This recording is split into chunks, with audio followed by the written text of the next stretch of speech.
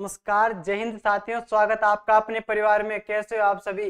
वो कहते हैं ना कि रक्त बहा संघार करो, खामोश यहाँ तलवार नहीं, ये धरती है महाराणा की, हार यहाँ स्वीकार नहीं। तो साथियों, आज वो महाराणा की भूमिका हम इतिहास पढ़ते हैं, पढ़ने जा रहे हैं साथियों। आज राजस्थान का वो गौरवशाली इतिहास जिसके बारे में इतिहास में सर्वाधिक चर्चे और विख्यात से प्रचलित है।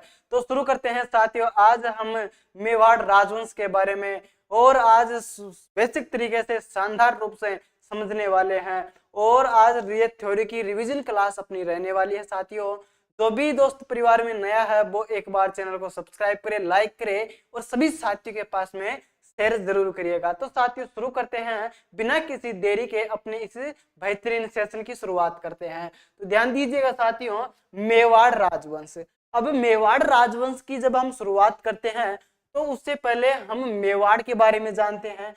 फिर मेवाड़ के बारे में जानने के बाद इसमें कौन कौन से शासकों ने यहाँ पर राज किया था, किस किस वंशज ने यहाँ पर शासन किया था, तो उनके बारे में देखते हैं। तो इसी प्रकार क्रम में चलते हुए हम आगे बढ़ते हैं साथियों। तो मेवाड़, अब ध्यान दीजिएगा, मेवाड़ का अगर आपसे पूछा जाए प्राचीन नाम, मेवाड़ का प्राचीन नाम अगर आपसे बेहतरीन तरीके से, शानदार रूप से और बिना किसी जल्दबाजी किए आराम रूप तरीके से हम पढ़ते हुए चलेंगे, इसमें कोई दिक्कत वाली बात नहीं है। ध्यान दीजिएगा, प्राचीन नाम तो मेवाड़ को जाना जाता है साथियों मेदपाट, मेदपाट के नाम से इसको जाना जाता है। इसको जाना जाता है साथियों प्रागवाट के नाम से, प्रागवाट के नाम से भी इसको जाना जाता है साथियों। किसके नाम से? प्रागवाट के नाम से भी इसको जाना जाता है साथियों। इसे जाना जाता था सिवी जनपद के नाम से, महाभारत काल में सिवी जनपद के नाम से जाना जाता था साथियों। अब जब बात सिवी जनपद की आ जाती है तो यहाँ पर थोड़ा सा हम देख लेते हैं इसको। जब सिवी जनपद की बात करते हैं, सिवी जनपद की,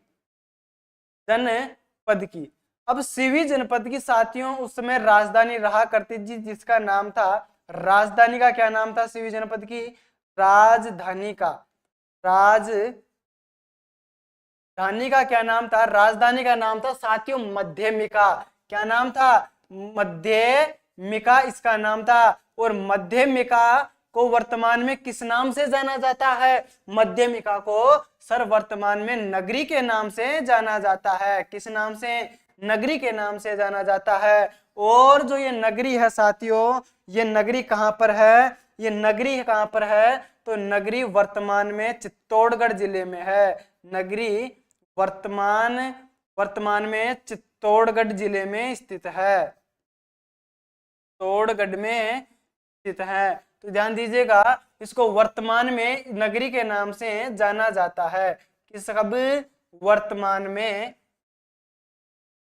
नगरी के नाम से जाना जाता है। किसका नाम है? मध्यमिका का। मध्यमिका किसकी राजधानी है?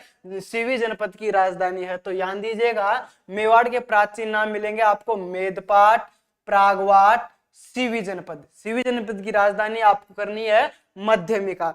तो ध्यान दीजिएगा साथियों आगे। अब हम मेवाड़ के इतिहास में, किसके इतिहास में? मेवाड़ के इतिहास में, मेवाड़ के इतिहास में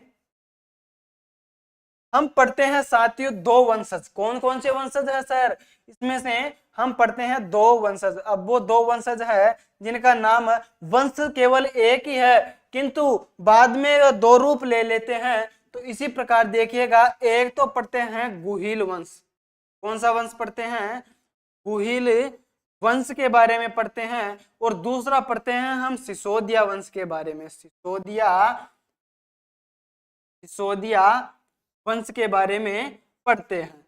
अब ध्यान दीजिएगा साथियों, गुहिल वंश को ही गहलोत वंश के नाम से जाना जाता है। गहलोत वंश के नाम से जाना जाता है, वंश के नाम से जाना जाता है। इसे ही गुहिलोत कहा जाता है, इसे ही गुहिलोत कहा जाता है साथियों। क्या? इसे ही गुहिलोत कहा जाता है। और ध्यान दीजिएगा, गुहिल वंश के जो शासक हुआ करते थे, गुहिल वंश के जो शासक हुआ करते थे वो अपने नाम के आगे एक उपाधि धारण किया करते थे। वो उपाधि, तो इस वंशज के जो भी शासक हुए वो उनके नाम के आगे रावल लगा करते थे, रावल की उपाधि धारण किया करते थे।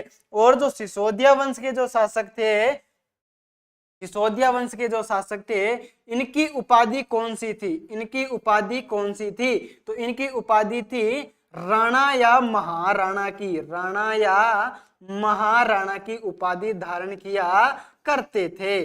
राणा या महाराणा की ये उपाधि धारण किया करते थे। तो ध्यान दीजिएगा साथियों, अब हम आगे बढ़ते हैं, अब हम आगे बढ़ते हैं।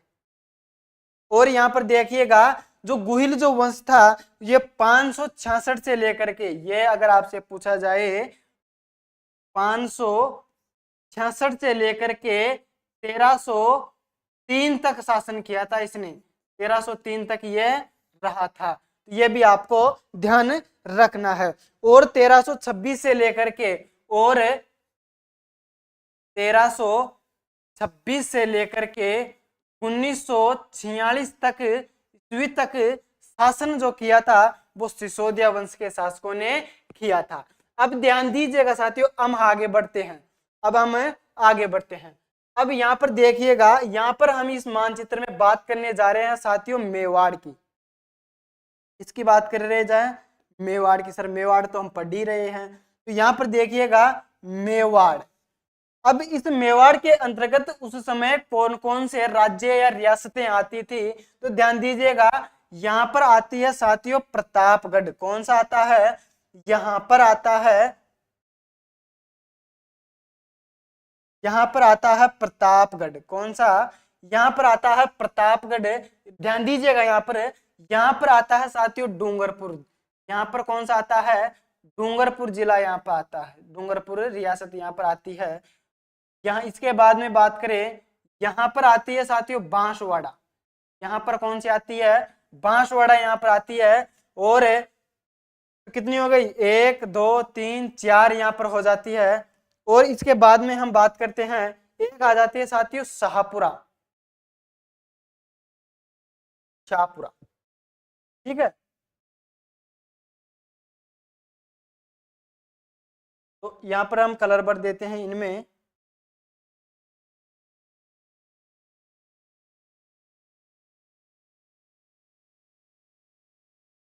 ये तो ऐसे नहीं रही, का कलर करते हैं हम ये वाला, ये नहीं।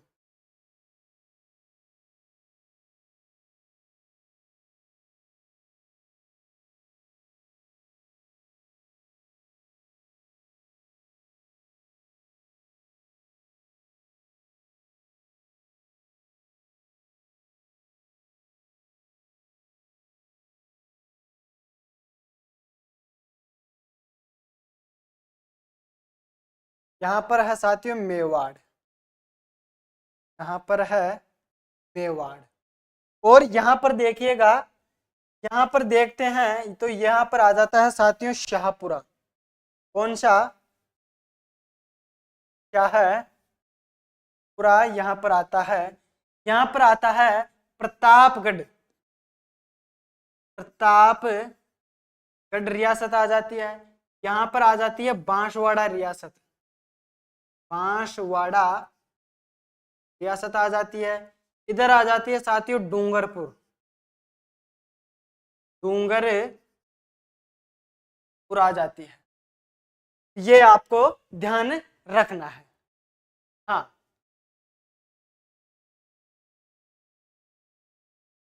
शाहपुरा की जो स्थापना की गई थी साथियों, वो सुजान सिंह के द्वारा की गई थी, सुजान सिंह के द्वारा की जाती है। और बांसवाड़ा की जगमाल के द्वारा, राव जगमाल के द्वारा की जाती है। और ये प्रतापगढ़ की सूरजमल के द्वारा, सूरजमल के द्वारा की जाती है। और जो डूंगरपुर की जो की जाती है साथियों, एक यहाँ पर आ जाती है उदयपुर, उदयपुर जो मेवाड़ के अंतर्गत ही ये आ जाती है। उदयपुर की जो की गई थी वो किसके द्वारा? उदय सिंह के द्वारा की गई थी, उदय सिंह के द्वारा इनकी स्थापना की जाती है। और डूंगरपुर की जो स्थापना की गई थी डूंगरपुर की जो स्थापना की गई थी वो किसके द्वारा की गई थी? तो ध्यान दीजिएगा साथियों, डूंगरपुर की जो की गई थी स्थापना वो किसके द्वारा की गई थी? जल्दी से बताइएगा कमेंट करके, वो किसके द्वारा की गई थी डूंगरपुर की स्थापना?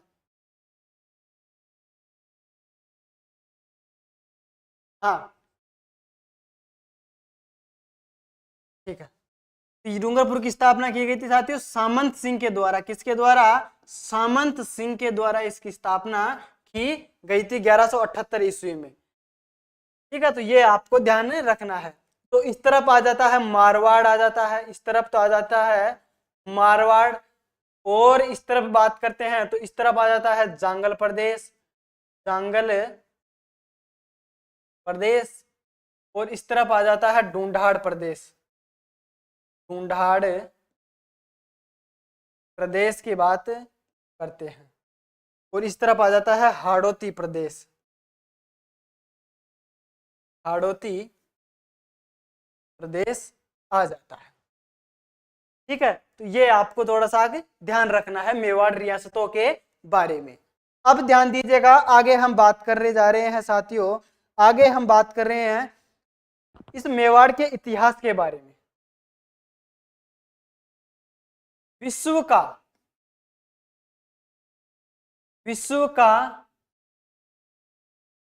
सबसे लंबा, विश्व का सबसे लंबे समय तक चलने वाला एक ही वंशज है, तो वो कौन सा है? मेवाड़ राजवंश है। विश्व का सबसे लंबे समय तक, सबसे लंबे समय तक चलने वाला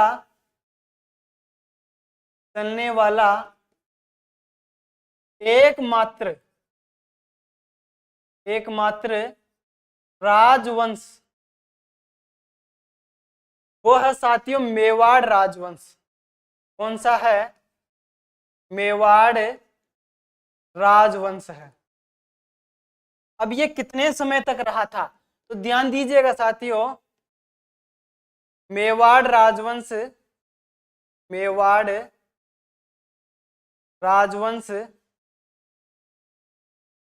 1350 वर्षों तक शासन किया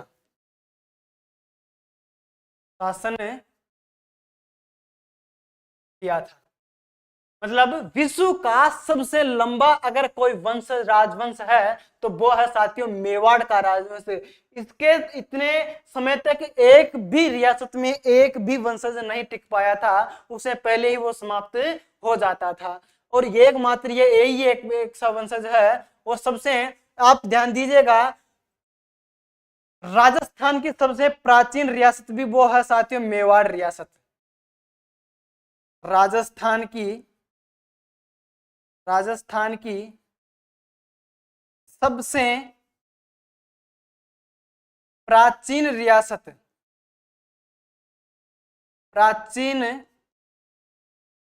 रियासत वो है साथियों मेवाड़ रियासत। मेवाड़ रियासत है, रियासत है। आप ध्यान दीजिएगा, आगे ध्यान दीजिएगा साथियों, विश्व का सबसे प्राचीन रियासत तो कौन सी आ जाती है? मेवाड़ रियासत आ जाती है। किंतु अगर आपसे पूछा जाए कि राजस्थान की सबसे बड़ी रियासत कौन सी है, यह भी पूछा जा सकता है। राजस्थान की सर्वाधिक जनसंख्या वाली रियासत कौन सी है, आपसे यह भी पूछा जा सकता है। तो यहां पर ध्यान दीजिएगा, नोट लगाकर ध्यान देने वाली बात है साथियों, राजस्थान की कौन सी? राजस्थान की सबसे बड़ी रियासत पूछी जाए तो क्या बताएंगे आप? सबसे बड़ी रियासत अगर आपसे पूछी जाए तो क्या बताने वाले हैं? सबसे बड़ी रियासत है साथियों मारवाड़ रियासत। कौन सी रियासत है? मारवाड़ रियासत है। कौन सी? मारवाड़ रियासत है। अगर आपसे पूछी यह जाए, क्या पूछी जाए सर? ये पूछी अगर आपसे जाती है कि राजस्थान की कौन सी? राजस्थान की सर्वाधिक जनसंख्या वाली रियासत कौन सी है? सर्वाधिक सर्वाधिक जनसंख्या वाली रियासत कौन सी है? जनसंख्या वाली रियासत कौन सी है? रियासत कौन सी है? तो ये अगर आपसे पूछा जाए तो आपका जवाब क्या होगा? सीधा सा आपका होगा कि वो हो जाएगी साथियों जयपुर रियासत। कौन सी? जयपुर रियासत हो जाएगी। जयपुर रियासत हो जाएगी सर्वाधिक जनसंख्या वाली रियासत। ठीक है, तो ये आपको ध्यान रखना है साथियों। अब आगे देखिएगा, आगे क्या बात करने जा रहे हैं। आगे है साथियों, आगे हम बात करने जा रहे हैं। यहां तक तो हमने बात कर ली थी। और एकीकरण के समय एकीकरण के समय मेवाड़ में 5 रियासतें 5 रियासतें थी। इसके समय ये एकीकरण के समय 5 रियासतें थी। अब वो कौन कौन सी थी तो मैं आपको बता देता हूं। राजसमंद और चित्तौड़गढ़ नहीं थी उस समय ये, जब एकीकरण के समय ये कौन कौन सी थी? मेवाड़, डूंगरपुर, उदयपुर, डूंगरपुर, बांसवाड़ा, प्रतापगढ़ और शाहपुरा रियासत थी। शाहपुरा रियासत राजस्थान की सबसे छोटी रियासत है। कौन सी? राजस्थान की सबसे छोटी रियासत कोई अगर है तो वो है साथियों शाहपुरा रियासत है। ठीक है, तो ये आपको याद रखना है।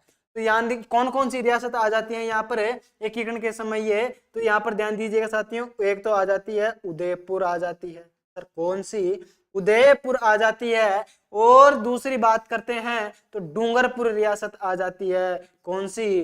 डूंगरपुर रियासत आ जाती है। की हम बात करते हैं साथियों, बांसवाड़ा आ जाती है।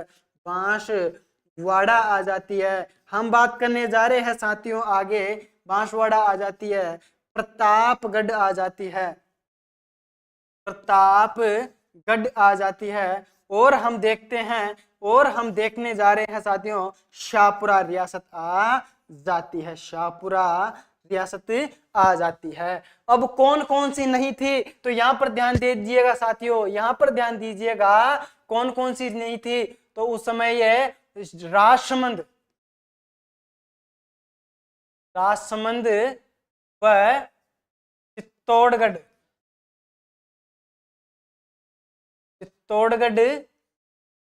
नहीं थी। ये आपको ध्यान रखना है। अब साथियों ध्यान दीजिएगा, बहुत महत्वपूर्ण बात है। मेवाड़ शासकों का एक वाक्य था। कौन सा? मेवाड़ शासकों का, मेवाड़ शासकों का वाक्य। और वो वाक्य क्या था? जो दृढ़ राखे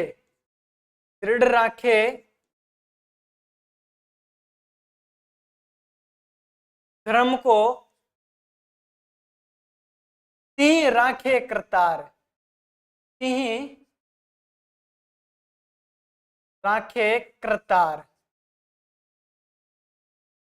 अब इसका मतलब क्या हुआ?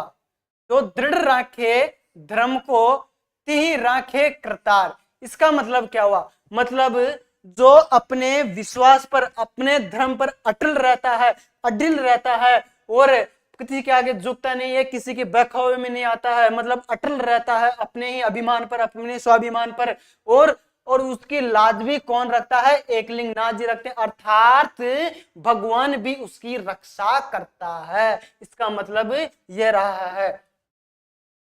अब देखिएगा, यहां पर हम बात कर रहे हैं मेवाड़ शासकों का वाक्य की हमने बात कर ली है। और यहां पर देखिएगा साथियों, अब यहां पर इनसे संबंधित कुछ बातें हैं मेवाड़ शासकों को। यहां पर पहले बात करते हैं इतिहासकार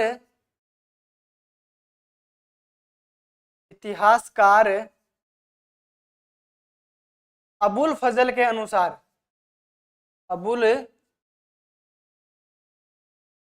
फजल के अनुसार, अबुल फजल के अनुसार ध्यान दीजिएगा, मेवाड़ शासकों को, मेवाड़ शासकों को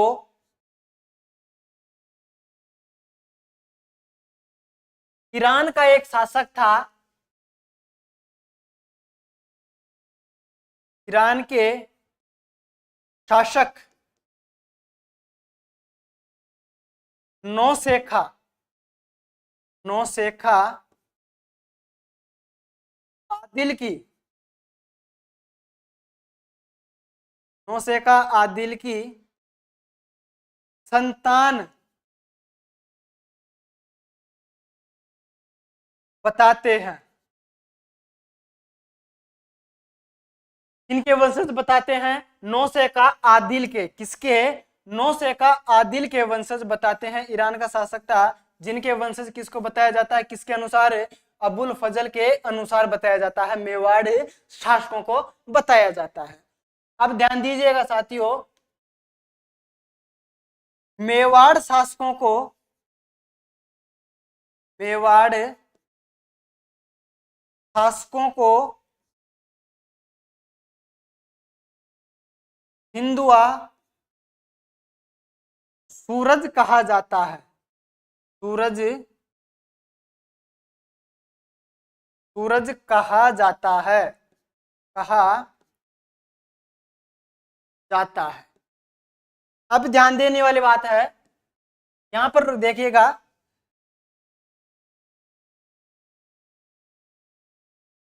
मेवाड़ शासक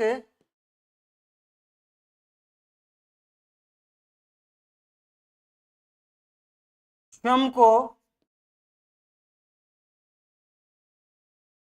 सूर्यवंशी मानते हैं, सूर्यवंशी मानते हैं। किंतु एक इतिहासकार आता है जिसका नाम है साथियों, और उसका नाम क्या है? उसका नाम है, उसका नाम है साथियों colonel James Tod, colonel James Tod. क्या नाम है? कर्नल जेम्स टोड है। ये क्या बताता है? Colonel James Tod. और एक और आता है जिसका नाम है साथियों स्मिथ, स्मिथ। इनके अनुसार, इनके अनुसार इन्हें विदेशी बताया गया है, इन्हें विदेशी बताया गया है। यहां पर इसको नोट कीजिएगा साथियों, फिर आगे बढ़ते हैं। यहां पर एक बात और लिखना है, कर्नल जेम्स जो टोड जो था, कर्नल जेम्स टोड, तो साथियों इसने इन्हें गुजरात के, गुजरात के में आता है साथियों वल्लभी, वल्लभी के भी बताया है, बताया है। अब इतिहासकार गोपीनाथ शर्मा की हम बात कर रहे हैं साथियों, इतिहासकार गोपीनाथ शर्मा, गोपीनाथ शर्मा के अनुसार, शर्मा ने इन्हें सूर्यवंशी कहा है, सूर्यवंशी कहा है। और ध्यान दीजिएगा, एक आता है साथियों, एक आता है डॉक्टर गौरी शंकर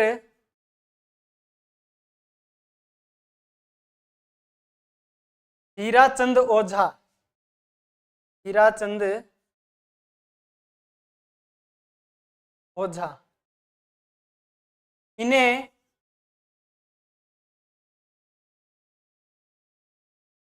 विशुद्ध विशुद्ध ब्राह्मण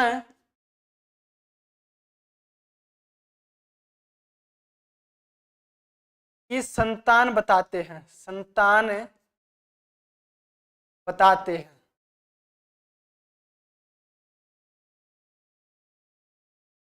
ये आपको ध्यान रखना है। अब ध्यान देने वाली बात है, थोड़ी सी रुकिएगा दोस्तों यहां पर।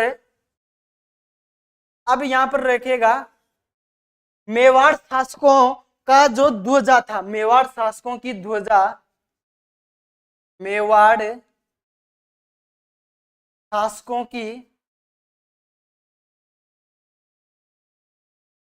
ध्वजा। अब इससे क्या पता चलता है? मेवाड़ शासकों की जो ध्वजा थी, यहां पर देखिएगा,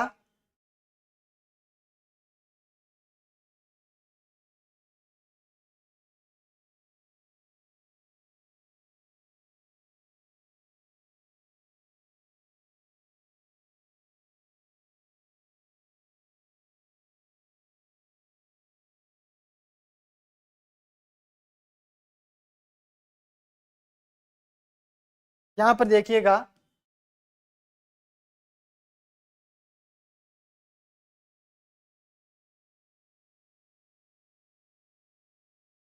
इनकी जो ये ध्वजा थी, इन पर एक तरफ तो, इन पर एक तरफ तो क्या था, एक तरफ तो भील सरदार का,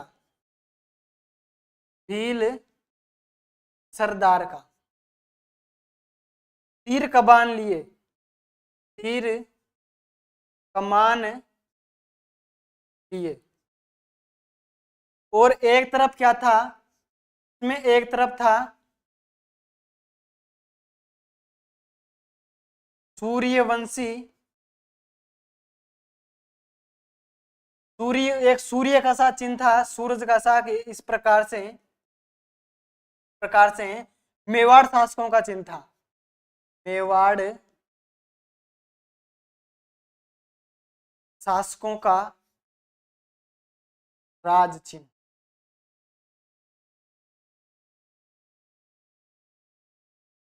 ये इस प्रकार से था। ठीक है, अब यहां पर देखिएगा, इनकी जो ध्वजा हो गई है। अब यहां पर देखिएगा, इनकी कुल देवी की हम बात करें,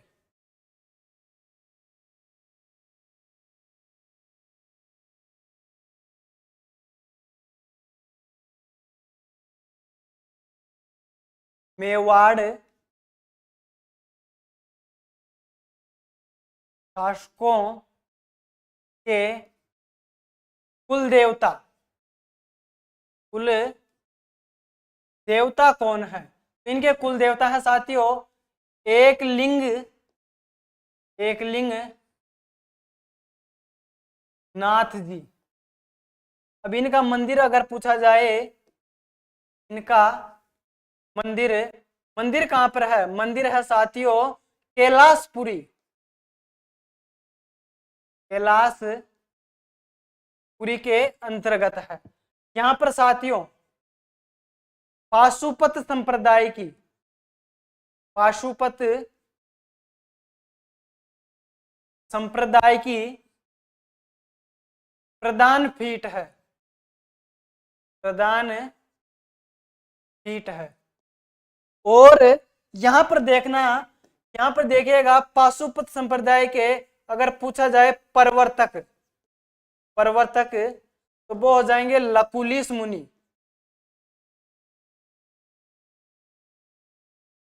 लकुलिश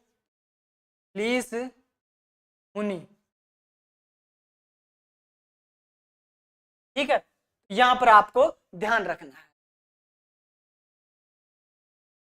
अब आपसे पूछा जाएगा, मेवाड़ शासकों कुल देवी हो गई, इनकी अगर आपसे पूछी जाए कुल देवी,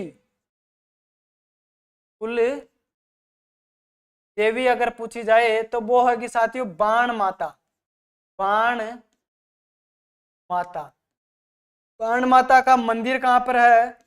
बाण माता का मंदिर है साथियों चित्तौड़गढ़ दुर्ग में। चित्तौड़गढ़ दुर्ग के अंदर है। मेवाड़ शासकों की, मेवाड़ शासकों की आराध्य देवता, आराध्य देवता वो है साथियों चार भुजा नाथ। चार भुजा नाथ जी। और आपसे पूछा जाए मेवाड़ शासकों की आराध्य देवी, आराध्य देवी, तो वो क्या होगी? वो होगी चार भुजा, चार भुजा देवी। चार भुजा देवी ये इनकी कुल देवता और आराध्य देवी हो जाती है। तो नोट कीजिएगा, फिर आगे बढ़ते हैं।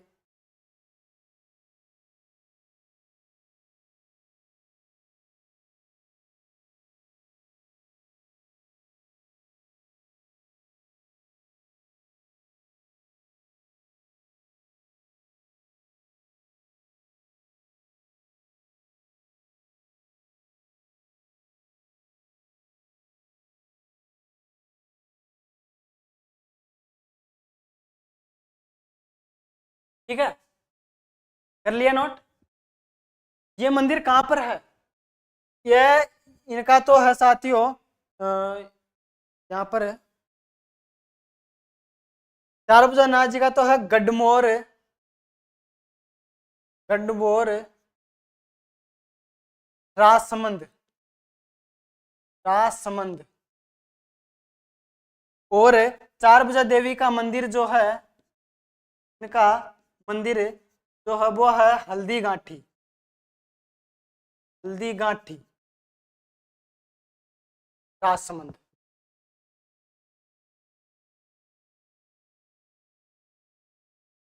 ठीक है, आगे देखिएगा।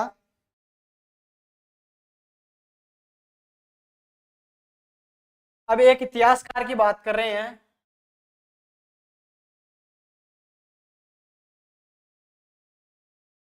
इतिहासकार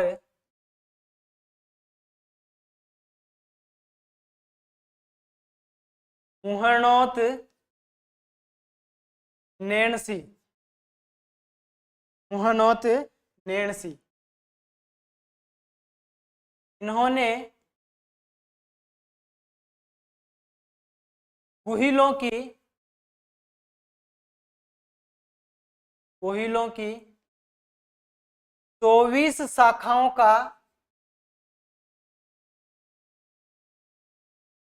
शाखाओं का वर्णन किया है, वर्णन किया है। कितनी शाखाओं का? 24 शाखाओं का इनके द्वारा वर्णन किया गया है। अब देखिएगा साथियों, मेवाड़ के जो शासक थे उनकी राजधानियों के बारे में देखते हैं। मेवाड़ शासकों की राजधानियां, राजधानियां कौन कौन सी है? तो यहां पर ध्यान दीजिएगा साथियों,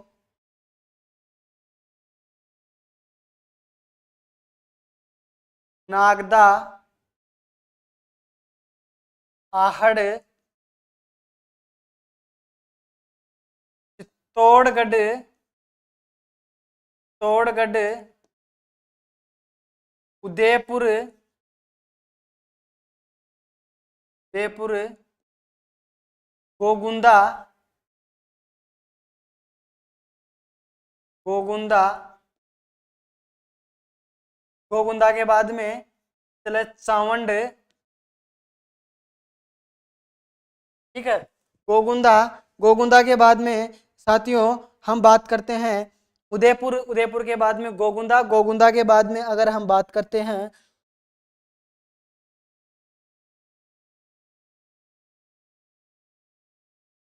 है ये क्या, कुंभलगढ़, वो अस्थायी राजधानी थी, इनके बीच में आती है वो यहाँ पर अस्थायी रूप से कुंभलगढ़। बोले अस्थायी। चावंड है, और चावंड के बाद में अगर हम बात करते हैं तो यहाँ पर ध्यान दीजिएगा साथियों, चित्तौड़गढ़ और उदयपुर हो जाती है बाद में, चित्तौड़गढ़ और एकीकरण के समय बाद में किसको बना दिया जाता है फिर, उदयपुर को। ये इनका क्रम रहता है। नागदा में बप्पा रावल के समय पे, ठीक है, आहड़ में अल्लट के समय पर रहा था, जैत्र सिंह समय चित्तौड़ आ गई थी, और महाराणा उदय सिंह के समय उदय आ गई थी, गोगुंदा, कुंभलगढ़, चावंड ये जो हो गई थी साथियों महाराणा प्रताप के समय हो जाती है, और जो चित्तौड़गढ़ थी राज सिंह के समय वापिस आ जाती है, और महाराणा भूपाल सिंह के समय ये उदयपुर में चली जाती है। ठीक है, तो ये आपको क्रम इनका ध्यान रखना है।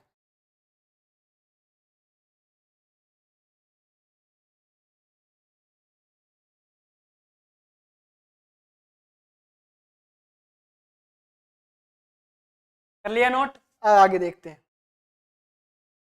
अब साथियों हम पढ़ने जा रहे हैं साथियों उस वीर योद्धा के बारे में जिसने इस वंश की शुरुआत की थी, और वो वंश कौन सा था, वो था साथियों गुहिल राजवंश की शुरुआत कर। तो यहां पर देखिएगा गुहिल वंश,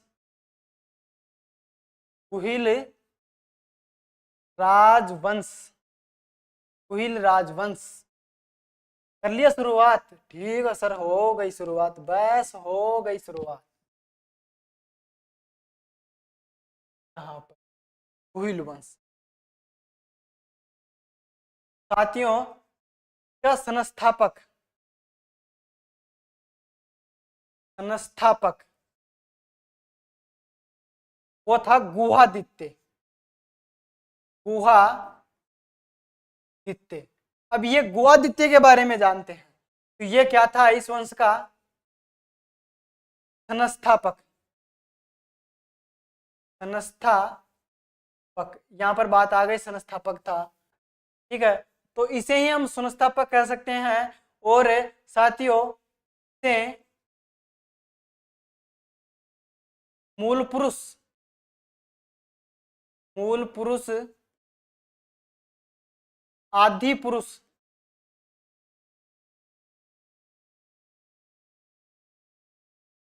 कह सकते हैं।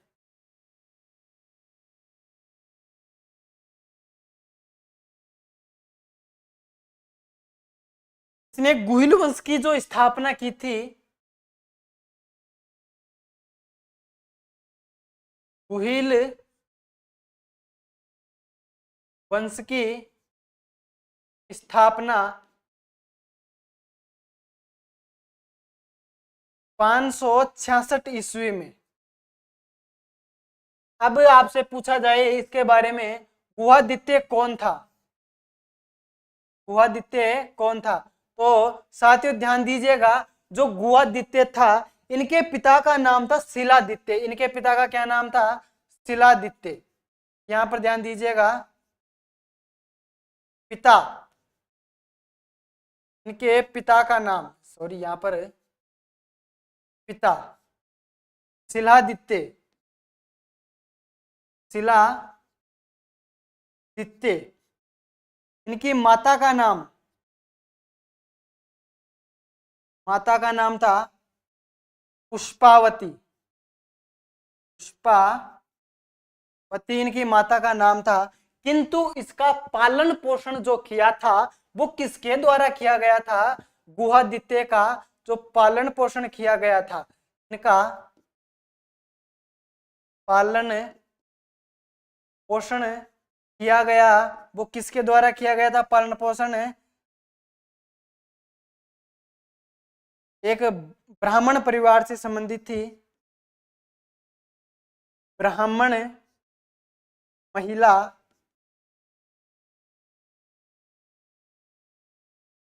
कमलावती के द्वारा, कमलावती के द्वारा किया गया था। गुहादित्य इसका नाम क्यों पड़ा था? गुहादित्य इनका नाम क्यों पड़ा था? तो यहाँ पर देखिएगा, गुहादित्य इनका नाम इसलिए पड़ा था, गुफा में जन्मदिन, गुफा में जन्म होने के कारण गुहादित्य, गुहादित्य नाम रखा गया। ठीक है, तो ये आपको ध्यान रखना है।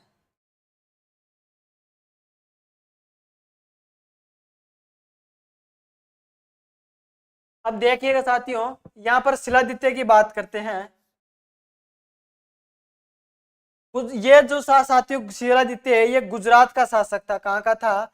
गुजरात का था ये।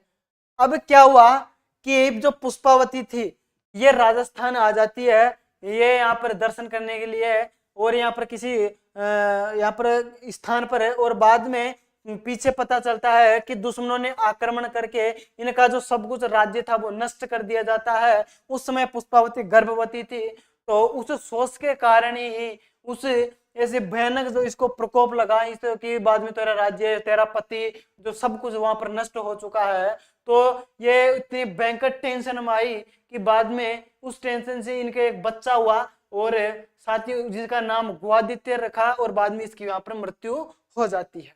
और बाद में गुहादित्य आता, गुहादित्य के बाद में यहाँ पर गुहिल वंश की शुरुआत है करता है बड़ा होकर के। यहाँ पर इसके बारे में ध्यान दीजिएगा। अब आगे फिर बढ़ते हैं।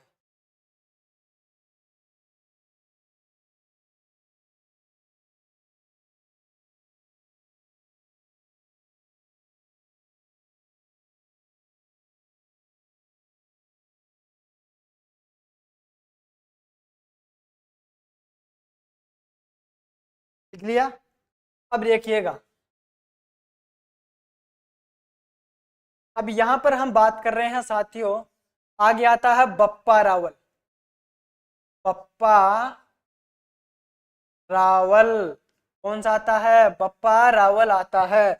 अब रुकिएगा साथियों, अब रुकिएगा, बप्पा रावल, या हम कह सकते हैं इसको काल भोज, बप्पा रावल या काल भोज। किंतु बात यहीं पर अटक जाती है कि ये काल भोज दो नाम ऐसे कैसे कर दिए सर, हमने ऐसे तो पढ़ा ही नहीं है। कैसे नहीं पढ़ा है? तो यहाँ पर अभी इसका निवारण करते हैं, यहाँ पर ही इसका क्या करते हैं, का ही निवारण करते हैं।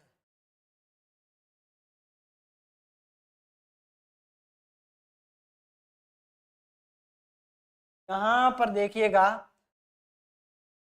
1439 ईस्वी की, 1439 ईस्वी की रणकपुर प्रशस्ति,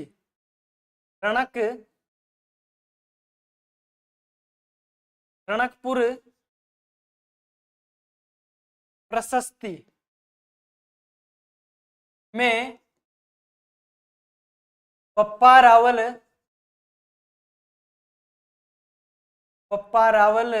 व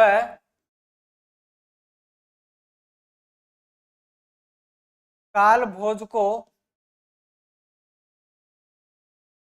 अलग अलग बताया गया है, अलग अलग बताया गया है, को अलग अलग बताया गया है। किसमें? रणकपुर प्रशस्ति में बप्पा रावल और काल भोज को दोनों को अलग अलग किसमें बताया गया है? रणकपुर प्रशस्ति में बताया गया है, 1439 ईस्वी की बताया गया है। तो ध्यान दीजिएगा साथियों, इस कारण साथियों ध्यान दीजिएगा, यहाँ पर बप्पा रावल को माना जाता है साथियों गुहिल वंश का वास्तविक संस्थापक माना जाता है। क्या? गुहिल वंश का, गुहिल वंश का वास्तविक संस्थापक, वास्तविक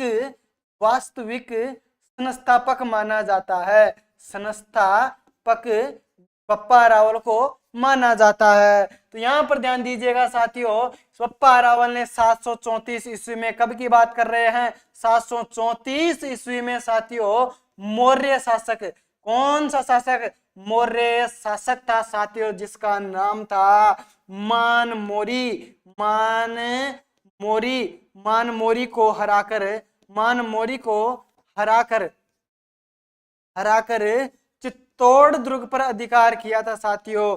चित्तौड़ पर अधिकार किया था। किस पर अधिकार कर लेता है? चित्तौड़ पर अधिकार कर लेता है साथियों। पूछा जाए आपसे, अगर पूछा जाए आपसे तो बताएंगे क्या? आप बताएंगे क्या? क्या बताएंगे आप? बप्पा रावल के गुरु का नाम था साथियों, इनके गुरु का क्या नाम था? गुरु का नाम था साथियों हारित ऋषि। क्या नाम था? हारित ऋषि गुरु का नाम था साथियों, गुरु का नाम था। यह इसकी सेवा किया करता था, ये इसकी क्या किया करता था? सेवा किया करता था। इनके पास में एक देवी थी जिनकी नाम था साथियों राठासन देवी। राठासन देवी, राठासन देवी थी साथियों। राठासन देवी की यह पूजा किया करता था। और यह हरित ऋषि की क्या कराया करता था? यह हरित ऋषि की गाय चराया करता था साथियों, गायें चराया करता था बप्पा रावल। अब राठासन देवी इनसे प्रसन्न हो जाती है और इन्हें आशीर्वाद दे देती है कि जा तेरी मनोकामना सारी पूर्ण हो जाएगी।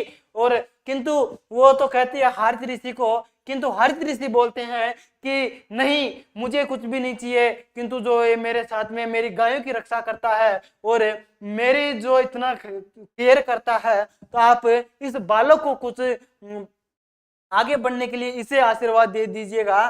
तो बाद में यह कहता, यह बप्पा रावल कहता है कि मुझे तो चित्तौड़ चाहिए, और ये इस प्रकार से फिर राठासन देवी से आशीर्वाद दे देती है। महादेव जी से प्रार्थना करने के लिए बोलती है बाद में। तो इस प्रकार से ये प्रार्थना करके इनसे आशीर्वाद पा करके चित्तौड़ दुर्ग पर आक्रमण करता है, कुछ प्रकार से अपने सैनिक एकत्रित करके, और वे चित्तौड़ दुर्ग पर मान मौर्य को हराकर वहां पर अधिकार कर लेता है। और फिर 734 ईस्वी में गुहिल वंश की नींव रख देता है। इसलिए वास्तविक संस्थापक गुहिल वंश का बप्पा रावल को कहा जाता है साथियों, बप्पा रावल को कहा जाता है। अब हम बात कर रहे हैं साथियों बप्पा रावल। बप्पा रावल साथियों किसकी बात कर रहे हैं साथियों? हम बप्पा रावल को। और यहाँ पर ध्यान दीजिएगा, ये राजधानी बनाता है साथियों किसको? राजधानी किसको बनाता है? राजधानी बनाता है साथियों ये नागदा को। कौन बनाता है? नागदा को ये राजधानी बनाता है। और यहाँ पर नागदा में हम बात करते हैं तो बप्पा रावल के द्वारा यहाँ पर सहस्त्र बाहु का, सहस्त्र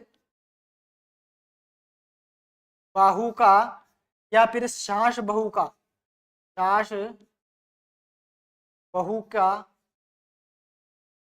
मंदिर का निर्माण करवाया गया था। मंदिर का निर्माण करवाया गया था। निर्माण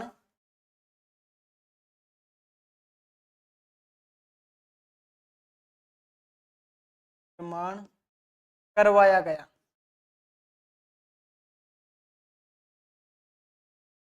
करवाया गया, ठीक है। और आप देखिएगा आगे हम बात करते हैं तो यहाँ पर ध्यान दीजिएगा,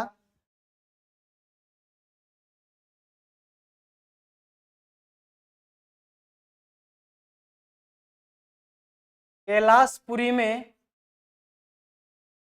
कैलाशपुरी में एकलिंग नाथ मंदिर का निर्माण करवाया। करवाया। और आपको ध्यान दीजिएगा साथियों, एकलिंग नाथ जी का मंदिर का क्या करवाता है? ये निर्माण करवा देता है। और साथियों नागदा को यह राजधानी बना देता है सीवी वैद्य के द्वारा। सीवी वैद्य ने चार्ल्स चार्ल्स मार्टेई की संज्ञा दी थी। संज्ञा दी थी। चार्ल्स मार्टे कौन था? यहाँ पर ध्यान दीजिएगा, चार्ल्स मार्टे एक फ्रांसीसी फ्रांसीसी कमांडर था।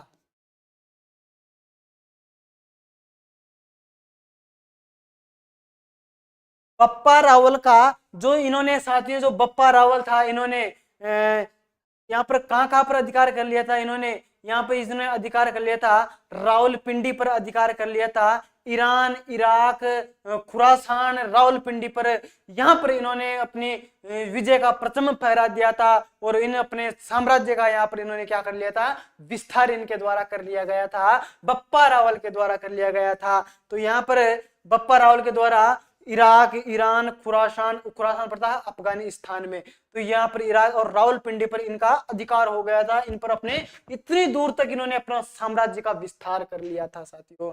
अब बप्पा रावल की जो समाधि है, बप्पा रावल की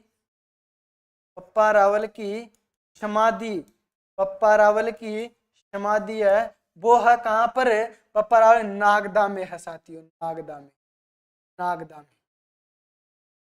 ठीक है, बप्पा रावल के द्वारा साथियों चांदी के सिक्के चलाए गए थे, चांदी के सिक्के चलाए गए थे,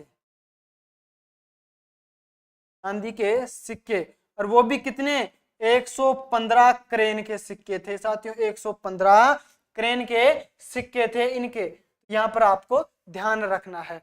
अगर इनकी और बात करते हैं, जैसे कि 16 हाथ का दुपट्टा रखा करता था और 16 हाथ का 32 मन की तलवार रखा करते थे, हाँ,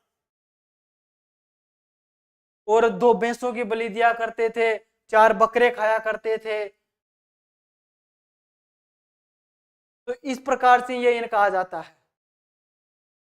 और इनके जो पुत्र था, बप्पा रावल का जो पुत्र था साथियों, के पुत्र का क्या नाम था, पुत्र का नाम था खुमान पस्ट। इसके समय ये इनके समय ये बगदाद के खलीफा अल मामू ने आक्रमण किया था,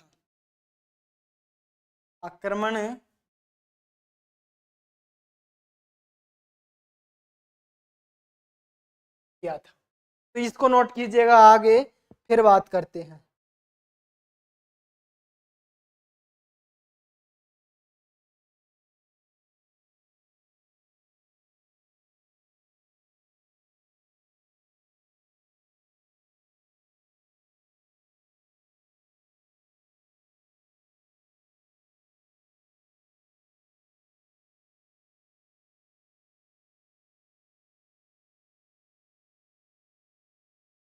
लिख लिया।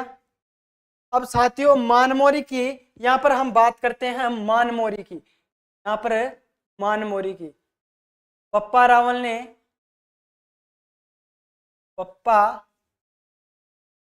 ने मानमोरी को पराजित करके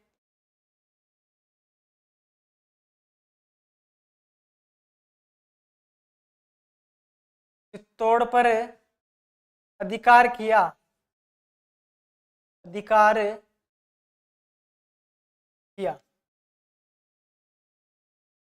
अब मानमोरी से आपको ध्यान रखना है, एक था मानमोरी अभिलेख,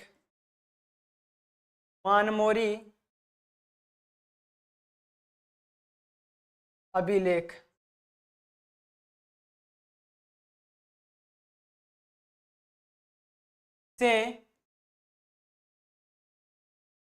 colonel James Tod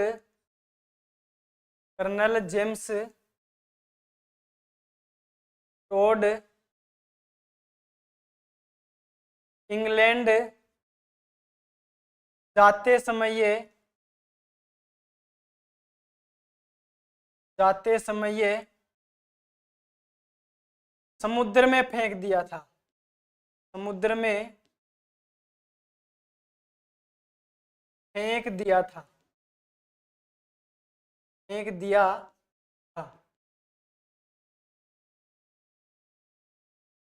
colonel James Tod. आप सभी को पता है कौन है ये? राजस्थान इतिहास के जनक, राजस्थान इतिहास के जनक, घोड़े वाले बाबा, घोड़े वाले बाबा। ठीक है, हाँ। मान मौर्य अभिलेख को यहाँ पर इनको द्वारा फेंक दिया जाता है साथियों। और बप्पा रावल का अधिकार किस पर हो जाता है?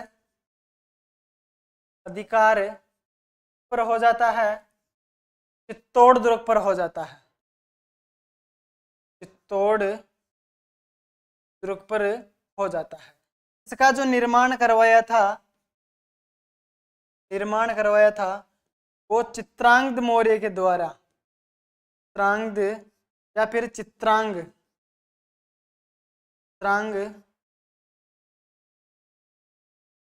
मौर्य के द्वारा करवाया गया था साथियों। गंभीर प्लस बेड़च के संगम पर,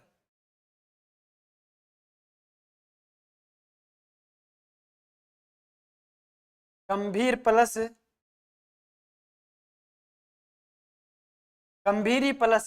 प्लस बेड़च नदी के संगम पर यह बनाया गया था साथियों, मेसा के पठार पर, मेसा का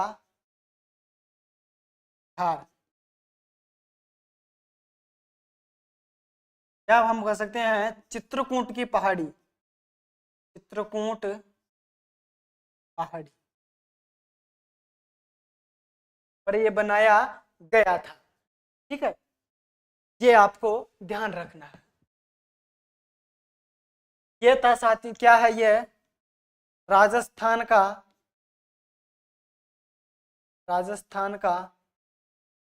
प्रथम आवासीय किला,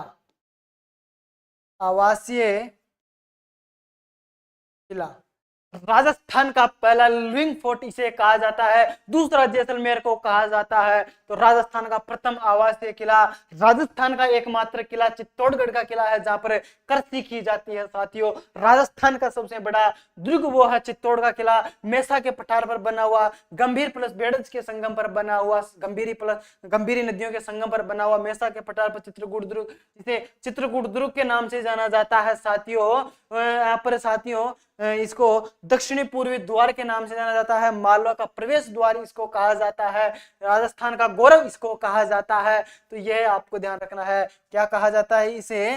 राजस्थान का गौरव कहा जाता है, राजस्थान का गौरव कहा जाता है, गौरव इसे कहा जाता है। तो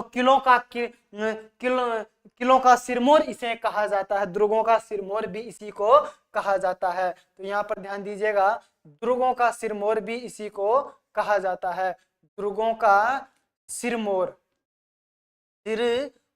इसको कहा जाता है। किंतु किलों का किला किसको कहा जाता है? ये आप अभी कमेंट करके बताएंगे, किलों का किला किसे कहा जाता है, दुर्गों का दुर्ग किसे कहा जाता है, किंतु दुर्गों का सिरमौर चित्तौड़गढ़ को कहा जाता है, किलों का किला या दुर्ग का दुर्ग किसे कहा जाता है, ये आप अभी कमेंट करके बताएंगे।